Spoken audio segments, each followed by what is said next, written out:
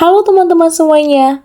Jadi pertama-tama kita akan membahas tentang sejarah akuntansi di dunia. Pada tahun 1494, Luca Pacioli mempublikasikan bukunya yang bernama Summa de Arithmetica Geometria Portioni et Proportionalia. Dalam buku tersebut terdapat subjudul buku yaitu Tractatus de Computans et Scriptoris yang mengajarkan tentang sistem pembukuan berpasangan. Nah, subjudul buku tersebutlah yang menjadi cikal bakal munculnya akuntansi di dunia.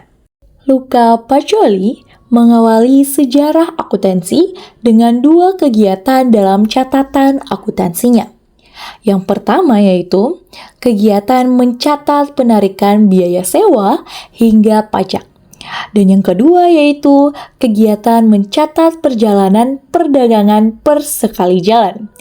Kedua kegiatan tersebut ia catat secara teratur dan berkelanjutan sehingga melahirkan sistem pembukuan berpasangan atau yang lebih kita kenal yaitu double entry. Kemudian, setelah 1 tahun buku tersebut dipublikasikan, maka akuntansi mulai diterapkan di Italia. Dan setelah Perang Dunia Kedua, akuntansi semakin terasa di dunia barat. Omong-omong, siapa sih Luca Pacioli ini?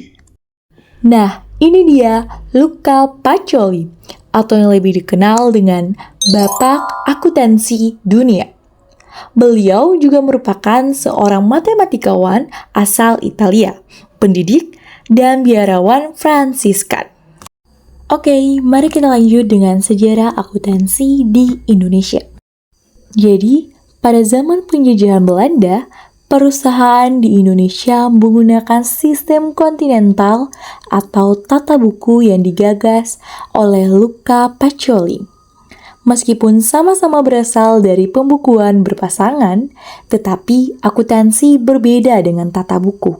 Dan setelah tahun 1960, akuntansi cara Amerika atau Anglo-Saxon mulai diperkenalkan di Indonesia.